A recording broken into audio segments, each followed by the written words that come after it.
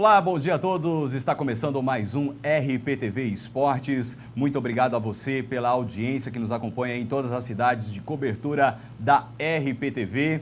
Eu quero colocar aí já na tela o nosso WhatsApp para você participar e interagir aqui conosco ao longo do programa. O WhatsApp é o 019 992 90 6994. Você pode aí mandar o seu vídeo, você pega o teu celular e filma na horizontal, ok? Manda na horizontal uma mensagem falando do teu time do coração, falando da rodada, enfim. A gente quer ter você aqui interagindo conosco no RPTV Esportes. Por isso, anote aí 019 992 90 6994. Esse é o WhatsApp aqui do RPTV Esportes para você interagir, mandar o seu comentário. Daqui a pouquinho nós vamos falar da convocação da seleção brasileira. Você também vai poder mandar aí a sua mensagem dizendo o que você achou da convocação do técnico Tite, se você sentiu falta de repente de algum atleta que deveria estar na Copa e que não foi relacionado entre os 23, ou se não, se a convocação tá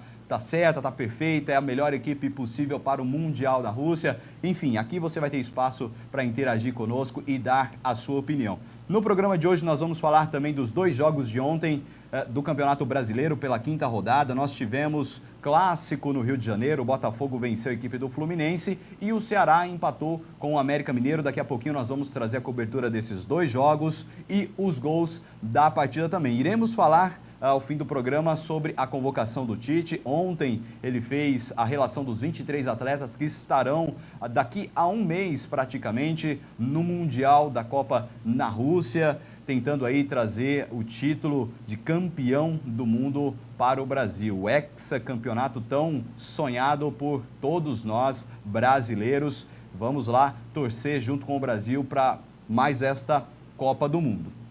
E também aqui nos nossos estúdios, hoje nós vamos bater um papo, já estamos recebendo ele aqui, o Cláudio Brito, que é ex-jogador. Nós vamos estar aqui falando da carreira dele ao longo dos anos, dessa última experiência, dessa última temporada juntamente com o União. Brito, muito bom dia, seja bem-vindo ao RPTV Esportes. Bom dia, é um prazer imenso. E satisfação também ter atendido o pedido de você e do pessoal para estar juntos aí, para a gente bater um papo gostoso sobre futebol, sobre união, sobre seleção, interagir com o pessoal aí, que é uma área que a gente pode falar com propriedade. E você, Britão, que essa foi a última temporada de vez, né? Essa não... ou ainda podemos esperar cenas do próximo capítulo? Não. Essa definitivamente foi a última temporada. Tivemos aí uma experiência muito atípica aí de tudo que aconteceu nesses meses aí ao longo da Série A3. Voltei a jogar com um pedido especial de uma diretoria, de um presidente, de alguns torcedores que são apaixonados pelo clube. E já com 42 anos feitos já esse ano, já dei como encerrada realmente a minha participação dentro de campo.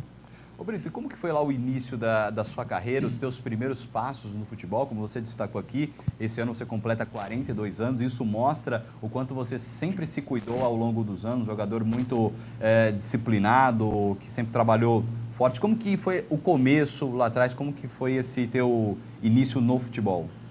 Eu sou de Porto Alegre, né, e desde o time lá da família Terra Forte, eu sempre tive uma convicção, uma certeza de que para você chegar a ser um atleta, ter um bom rendimento e, enfim, vencer na profissão, eu sabia que eu ia ter que correr alguns riscos, eu sabia que eu ia ter que abdicar de algumas coisas. E já com 6, 7 anos eu já tinha isso em mente já, assim. Foi uma coisa bem particular, assim, de determinação. E aí não joguei no Sul, não joguei no Inter, no Grêmio, nas equipes lá. Comecei numa escolinha, Dom Bosco. E do Dom Bosco eu fui para o Mojimirim, em 94. Nós saímos de Porto Alegre com uns 40 guri de lá. Na época o Mineiro que jogou no São Paulo, jogou no São Caetano, agora está chegando no Mojimirim. Ele é gaúcho também, tem apelido de Mineiro, mas é gaúcho. Ele não veio para o Mojimirim, ele veio para o Rio Branco. Consequentemente foi o único que assim virou, né? Jogando seleção, grandes clubes, grandes times. E aí a categoria de base de Mojimirim, né, em 94, 95, aí fui para a Caldense, eu acabei profissionalizando lá na Caldense, mas sempre com aquele pensamento, quero ser um jogador, eu quero ser um atleta profissional, eu quero vencer nessa profissão. Então, como você bem frisou, eu sempre tive essa conduta, né? Pra você ter uma ideia, eu estava conversando até com a minha esposa. Eu, durante 10 anos da minha carreira, eu dormia depois do Jornal Nacional. Então, era o quê? No mínimo, aí, 10, 11 horas de sono. E por 10 anos. Então, eu venho colhendo fruto hoje, como você bem frisou, tenho 42 anos de idade. Foi a minha última temporada, resisti bem essa última temporada aí, correndo com os meninos de 20, 17 lá e não deixando a desejar nos treinamentos. Quem estava lá no dia a dia pode falar com propriedade. Então, assim, mas foi um preço a ser pago, né? Eu com essa postura aí de dormir 12 horas, de me cuidar, alimentação, enfim, com 19, 20 anos, 22 anos, é um sacrifício, entre aspas, né? É um sacrifício. Você tem que realmente saber o que quer. Foi isso que eu fiz, por isso hoje tenho colhido os bons frutos aí. Estou com o veterano do União lá, correndo mais que os velhinhos barrigudos lá. E graças a Deus. A genética ajuda um pouco, a cor, né? Mas esse cuidado que você frisou bem aí, que o atleta tem que ter, se ele quer ser diferenciado, se ele quer ser alto nível, ele tem que abrir mão, tem que ter projetos e se sacrificar em alguma coisa. Tá passando de caminhão em cima dos veteranos lá. Ô Brito, são poucos atletas, né, pegando aí no cenário nacional, que conseguem ter essa vida útil dentro do esporte, né? A gente tem aí o Zé Roberto, que recentemente também encerrou carreira pelo Palmeiras, que conseguiu jogar até mais tarde, mas no geral o atleta ali, ele chega na média de 34, 35 anos, ele já não consegue mais render, correr, e como você mesmo destacou, existe uma diferença entre um atleta de 41 anos correr atrás de um atleta de 20, né? Muito. E realmente, como você comentou, tudo fruto de uma dedicação ao longo dos anos, né? Isso. Desde cedo você sempre foi muito preocupado com o seu físico, com a sua saúde, sempre se cuidou bastante, agora está colhendo os frutos disso aí, né? Muito bom essa questão aí, porque as pessoas, hoje o esporte, a atividade física, ela mudou muito com o passar dos anos. As pessoas foram entendendo que há uma necessidade da atividade física. E quando você vai falar do âmbito de atleta, mais do que nunca o atleta tem que ser consciente. Então, respondendo a tua pergunta, né, por que a gente tem poucos jogadores aí, se eu recordo, o Zé Roberto, como você bem frisou, acho que o Paulo Baier. Eu lembro que o Sorato, ainda quando eu jogava, eu joguei com o Sorato. E a Glenda Closmorphos lá, ela colocou um apelido de interminável. Mas por quê? Cara, eu convivi com o cara dia a dia. Eu concentrava com o cara. O cara, um atleta exemplar. O cara também dormia às 12 horas, 10 horas. A alimentação super balanceada. E eu via aquilo ali, eu falava, eu entendia. Então, assim, hoje eu vejo que vai muito mais. Por que a gente não tem tantos mais jogadores assim? Porque o jogador ele demora a acordar. Então o moleque hoje, ele acha que ele vai... As noitadas, que é o maior inimigo do atleta, são as noitadas, são o que ele faz com o corpo fora dos horários de treinamento, são os maiores inimigos. Ele não preocupa, ele acha que ele vai jogar sempre, ele acha que ele vai estar sempre em bom nível. E pela contrapartida do que nós estamos falando em atividade para atleta, cara, hoje 90%, 85% da atividade é física. Hoje não basta mais você saber dominar, cruzar, chutar, não. Você tem que se não aguentar correr, em alta não intensidade. Joga, né? E isso é um costume que o europeu já tem, ó. Então por isso que nós sempre vimos os europeus em alto nível, alta intensidade, tem vindo para o nosso país isso agora com os professores, preparador físico, os fisiologistas têm trazido essa ideia e o brasileiro ele demora com as coisas, mas ele já está se habituando a isso. Hoje ele sabe que se ele não treinar, se ele não se cuidar, se ele não tiver em alto rendimento, ele vai perder espaço. Por isso que eu vejo que na Europa, os jogadores lá ainda é bem mais curto o tempo. Lá você falou em 30 anos. Lá na Europa, com 27, 26, se você não tiver em plena, você já não serve mais. Aí vem para um Brasil que ainda está gatinhando nesse processo, você consegue desenvolver. Por isso que a gente vê jogadores migrando de volta. O Robinho veio e conseguiu jogar aqui, porque lá não tinha mais mercado. Lá a parte física dele já estava no mesmo nível e a técnica já não estava sobressaindo. Então eu vejo assim, é bom para nós aqui. Nós ainda estamos anos-luz dos europeus. né? Um trabalho físico que o europeu faz a 18, 20 km por hora, intensidade, aqui no Brasil a gente faz com 16, 17 e os caras ainda acham ruim. Mas nós já estamos num caminho, porque isso depende da consciência. Se o atleta não tiver essa consciência, e aí a gente entra depois no processo de escolinha, se já desde o início lá ele não se conscientizar que o corpo dele, a ferramenta que ele tem que tratar bem, cuidar bem e ter esses cuidados aí, lá na frente ele vai ganhar ou ele vai perder. E falando dessa parte de treinamento e tal, você teve uma experiência também fora das 4 linhas ali à beira do campo, né? Como treinador. Como é que foi esse trabalho? Como que surgiu o convite? Você que é ídolo do União Barbarense, né? Como que foi estar ainda no time, mas dessa vez comandando a equipe fora das 4 linhas? Foi mais uma surpresa, né? Dessas tantas que sonda e ronda o Cláudio Brito com a União, né? Eu já estava afastado dos gramados já desde 2014, onde tinha sido a minha última temporada, onde nós tivemos ali os 100 jogos, e uma temporada difícil também, desgastante, mas nós conseguimos escapar do rebaixamento naquele ano de 2014, e aí eu dei como encerrado a minha carreira ali. E estava com o trabalho de categoria de base, mais escolinha lá no União, com o pedido do presidente, na época, do seu Dário Furlan. Eu comecei a fazer esse trabalho lá em 2014. Então, eu estava afastado do União, da parte profissional lá, dos elencos, das contratações, enfim. Fiquei afastado durante 4 anos aí. Quando foi o ano passado, o pessoal fez o convite para mim ser auxiliar do treinador da Série 2, o Leivinha. Ele estava sem um auxiliar, tinha uma equipe boa, e eu aceitei o convite. E logo em seguida, o treinador caiu. Acho que eu fiquei como auxiliar uma partida. E aí aquele impasse pela nova legislação aí da federação, você não pode dispensar um treinador e contratar outro sem quitar os débitos com aquele que saiu. E o União, como sempre teve uma crise financeira muito...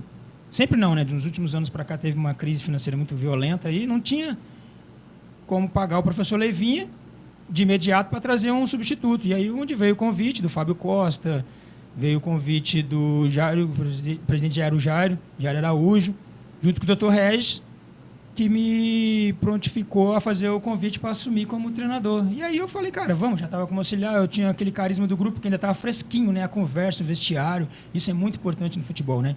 O treinador, ele ganha o vestiário, ele tem 100% do caminho aí, igual o nosso treinador da seleção, ele tem o vestiário na mão. Então o pessoal tinha aquela, né? A gente respirava ainda as conversas de atleta, tudo, aquela identificação, o pessoal comprou a ideia e nós fizemos bons jogos. Não conseguimos evitar o rebaixamento, mas tivemos bons jogos, boas apresentações. E aí eu lembro de uma frase que o Muricy fala. E ele fala específico para os treinadores: futebol é bom, mas faz mal para a saúde. E eu pude provar na prática por que ele falou isso aí. Porque, cara, ser treinador a cabeça não para, né? A minha esposa, eu estava quase deixando ela louca, pirada, porque é jogo que tem que assistir, é ideia, né? Eu acordava de noite em planilha de treino e ela falava assim, poxa, desliga, né? Você está em casa, você não está no campo. E às vezes eu conversava com ela como se ela fosse um jogador. É uma coisa muito louca, uma experiência muito louca, mas que eu gostei muito. Apesar que, nem eu falei, tivemos aí o descenso, né? Caímos para a Série A3, mas foi uma experiência muito boa, eu consegui ver algumas ideias, tive uma ampla visão daquilo que, se um dia eu for seguir, eu já sei os caminhos a percorrer. Ontem aqui no programa estava o Gilson Granzotto, que também é ex-jogador e teve também técnico de futebol. E eu perguntei para ele o que é melhor, ou melhor, até o Camacho, que estava comentando junto conosco, ele perguntou o que é melhor, ser jogador ou ser treinador. Ele falou 10 mil vezes jogador é muito mais fácil do que treinar, porque realmente é muita pressão, né? O atleta, ele tem a pressão ali de entrar e de dar resultado, mas é uma coisa mais, digamos, natural, Sim. né? Uma coisa mais simples. Agora, o treinador tem a pressão da torcida, muitas vezes a mídia, é um monte de coisa. E o treinador não entra em campo, né? Acho que o ex-jogador, ele sofre mais, porque ele tá ali à beira do campo, ele fica vendo lá de fora e não pode fazer quase nada, né? Ele só tem que orientar e gritar e fica sofrendo lá de fora, né, Brito? Foi a parte que eu mais sofri foi isso, porque dentro de campo eu sabia o que fazer. E como atleta, você sabe o que fazer dentro de campo. Você sabe o que você não está fazendo dentro de campo. O treinador é limitado, ele depende. Eu acho que a maior questão aí é a dependência. O atleta dentro de campo, ele depende do sistema, ele depende está bem fisicamente, aquilo que nós estamos conversando, ele está preparado, mas ele tem o controle. Ele tem o controle da situação. O treinador não, o treinador ele é manipulado, entre aspas, assim. Essa palavra está bem desgastada para mim. Mas o treinador, ele, de certa forma, ele é manipulado, porque ele não está no controle dele a partir de que a bola rola. Pode acontecer tudo ao contrário do que ele pensa, tudo ao contrário do que ele planejou.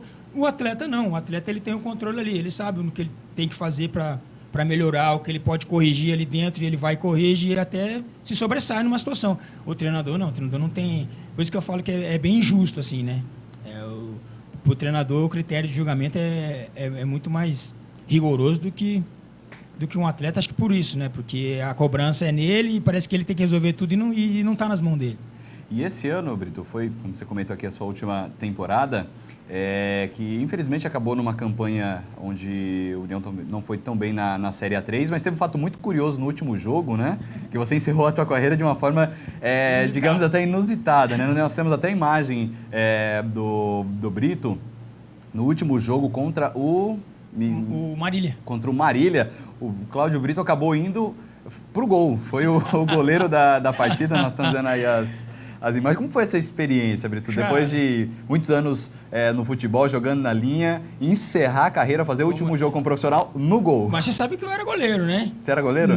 No time da família, porque assim, o time da família no Sul lá, não tinha vaga para mim. O time era muito bom. Meus primos, meu pai, meus tios, o time era muito bom. Então o único cantinho que dava para mim jogar, atuar, era no gol. E eu mandava bem. E nos rachões, a gente sempre brincava. Tinha um time meu contra o...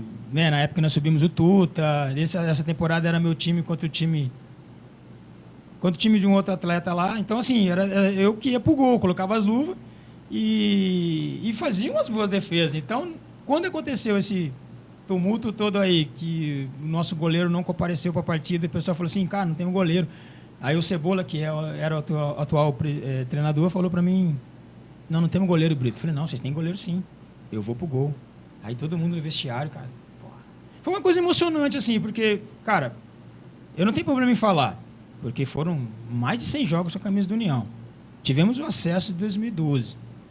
Um cara que eu sempre fui líder, sendo ou não sendo capitão. E pro União eu tive a oportunidade de ser capitão.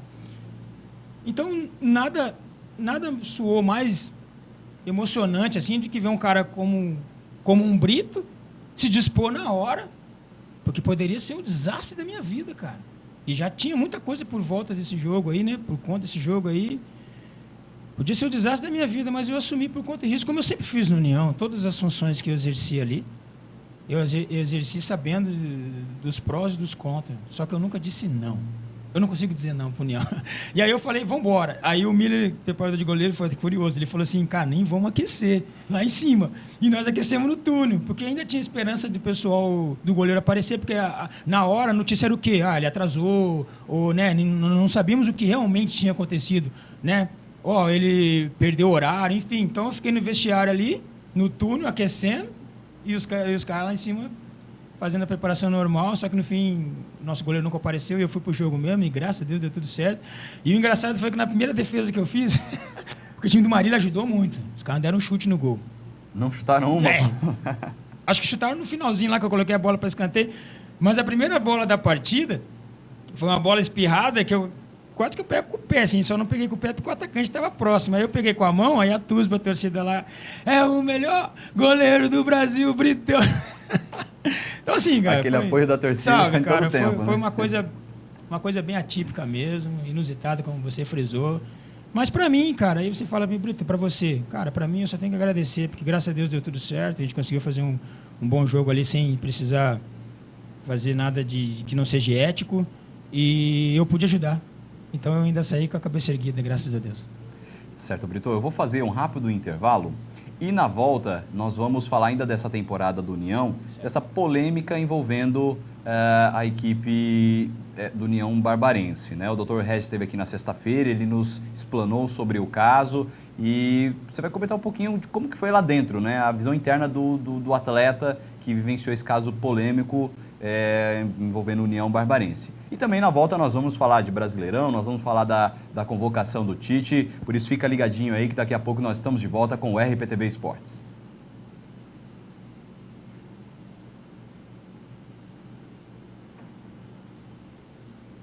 Só apertar o play, Léo, que vai. Programa ao vivo, Brito, é assim, né? Não, Às vezes é igual dentro de campo. Quando a bola vem, se você não sabe o que fazer... É igual nós falávamos assim, o treinador falava ali, né, e dava aquele motivacional, tal, tudo, mas chegar dentro de campo, mudava tudo. Falava, não, o jogo hoje é outro jogo. Aí é o bom de ser ex-atleta e apresentar programa de esporte, que se dá alguma coisa, a gente sabe improvisar, né? Tem que saber improvisar, porque assim, às vezes uma temperatura, uma atmosfera de um jogo, não é nada aquilo que você vê no computador, o treinador falando bonitinho, robozinho ali, faz a jogada. Não, lá dentro de campo, cara, a atmosfera é outra. Às vezes, aí vem uma chuva e você vai ter que se adaptar, e a chuteira que tem que trocar, e é tudo na hora ali, não dá tempo de você, vamos ensaiar de novo. Não, é assim que é. É de bate pronto, né? De bate pronto. Vamos tentar de novo, vamos tentar mais uma vez, nós vamos fazer um rápido intervalo e daqui a pouquinho nós estamos de volta para falar do caso do União, para falar do Brasileirão, para falar da convocação do Tite, por isso fica ligadinho que daqui a pouco nós estamos de volta com o RPTV Esportes. SC Design, empresa sólida no mercado, é reconhecida pelos clientes pela qualidade, uma das melhores do ramo, industrialização dos mais lindos móveis para todos os ambientes e atuando também na distribuição de materiais. Orçamento sem compromisso. Rua do Raion, 86, Jardim Esmeralda, Santa Bárbara do Oeste. Telefone 3626-1413, 3457-2028. SC Design. Olá, tudo bem com você? Eu sou a Priscila Mello e quero te fazer um convite. Você quer fazer parte da família da RPTV? Aqui no canal 8 da NET? Então venha fazer parte do departamento comercial da nossa empresa. Isso mesmo, ligue agora, 3408-6464 ou 994-672500. Venha você também. Que bacana, rapaz. Pensei que não íamos fechar esse contrato nunca, rapaz. É isso aí, pessoal. Que legal. Acabei de fechar um contrato bacana aqui na RPTV com o programa Riso News, fazendo muita pegadinha, muita informação bacana. Artista, tem tanta coisa legal. Eu tava preocupada. Como demorou pra pensar isso?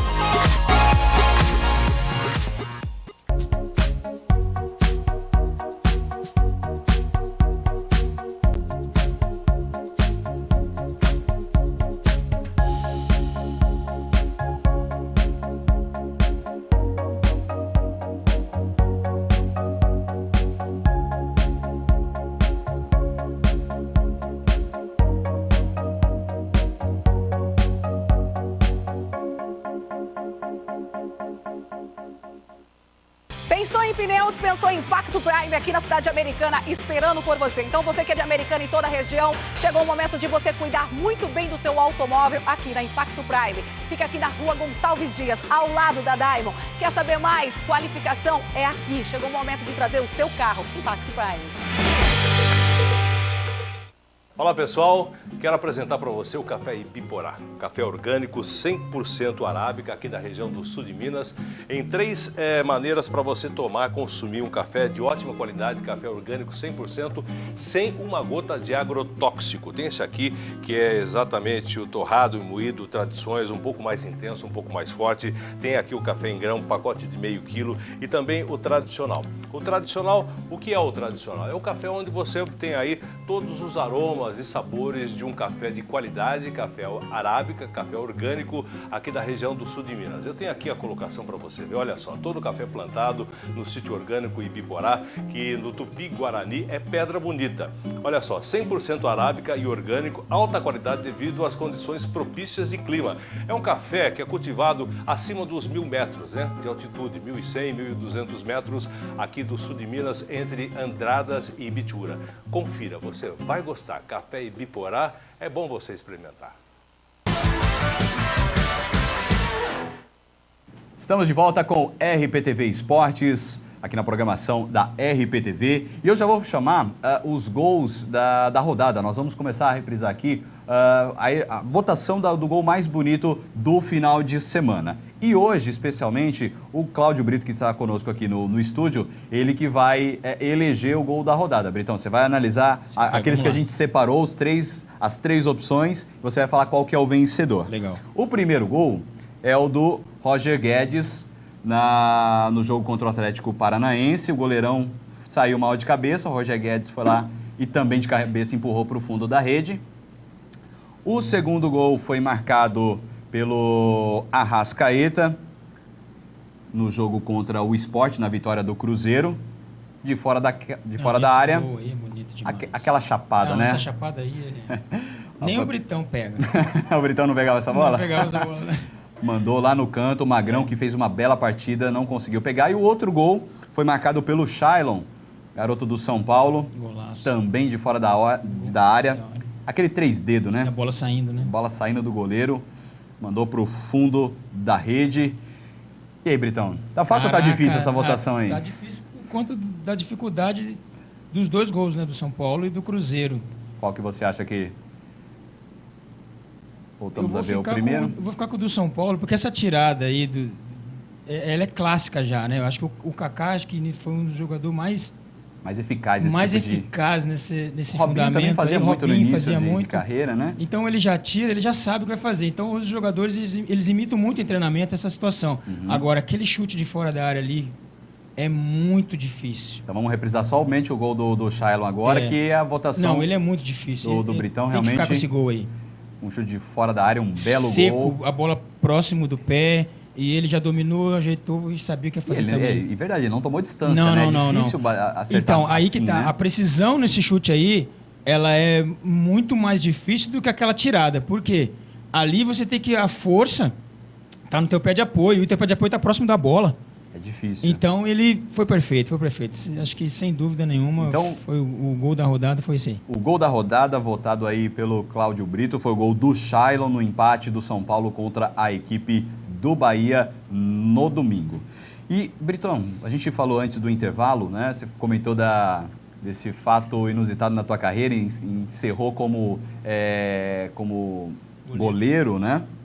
E falando ainda da temporada do União 2018, teve o caso polêmico envolvendo a manipulação de resultados. Na sexta-feira nós tivemos aqui nos estúdios o Dr. Regis, que falou do caso, juntamente com o radialista Rubens Cunha, que estava aqui conosco, né? E a gente, o Dr. Regis explanou todo o caso, como é que tá, como que vai ficar. Eu queria perguntar para você, Brito, dentro do vestiário, dentro do clube, como que os jogadores receberam a notícia, como que vocês ficaram sabendo e como foi o impacto disso mediante ali todo o grupo que trabalhou ao longo da temporada toda e acabou sendo como foi. Como que vocês receberam tudo isso? Primeiramente, assim, é a primeira vez que eu venho a público depois do episódio, depois da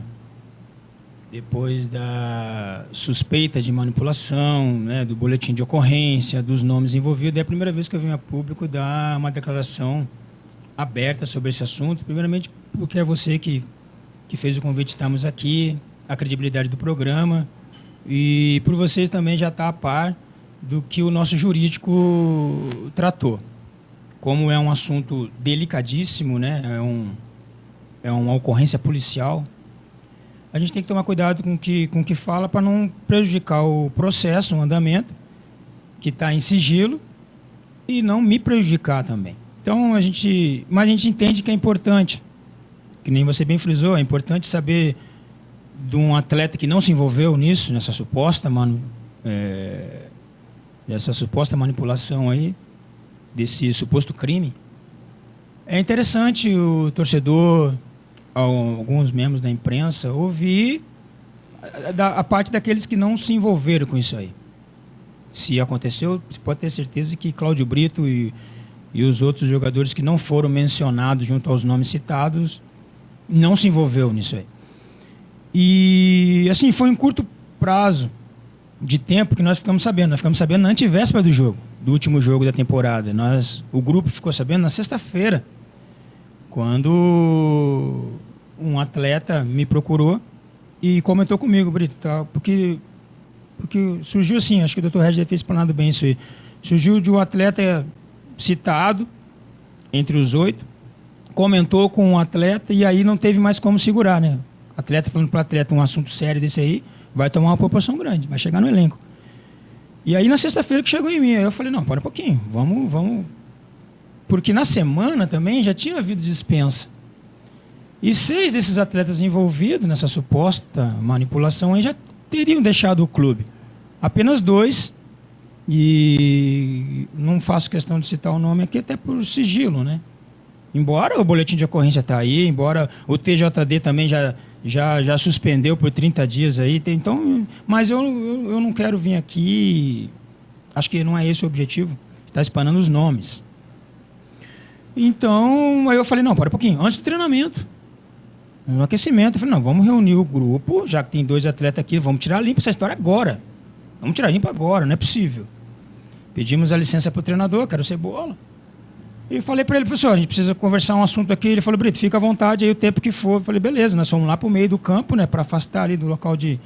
Porque tinha torcedores ali, né? União, para quem vai lá no dia a dia sabe, portões abertos, o torcedor entra. Então, tudo que é conversado entre jogadores, entre comissão, a particularidade dia a dia mesmo, é ouvido por quem está ali assistindo.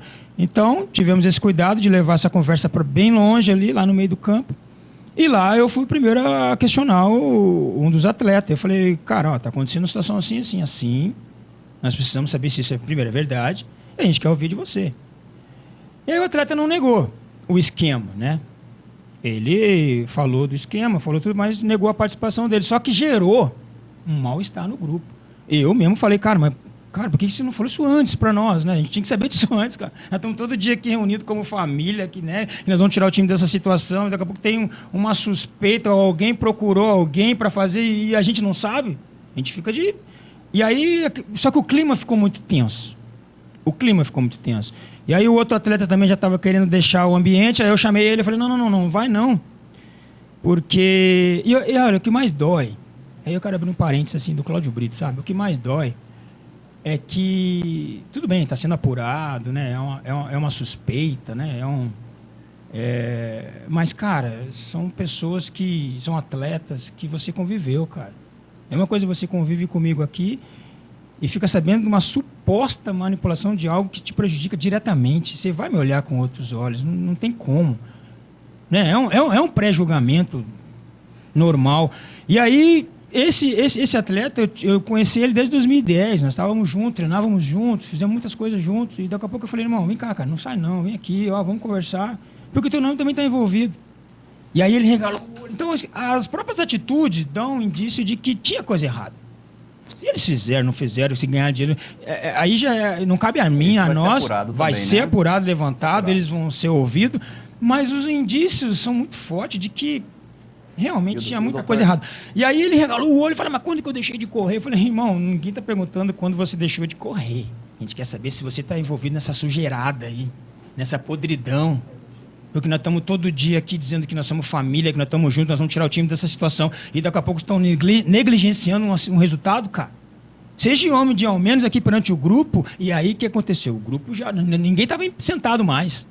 O grupo se levantou, foi uma revolta. Eu lembro que o Thiago Batista, o volante, era um dos que estava ali, ó, com o Neiva fora da pele, o próprio Abuda, porque, cara, é inadmissível, né? Sim. Não tem como. O torcedor que está aí assistindo, a pessoa que não sabe da história, está aí assistindo, vocês se colocam no lugar de nós, ali, passando por tudo que nós passamos.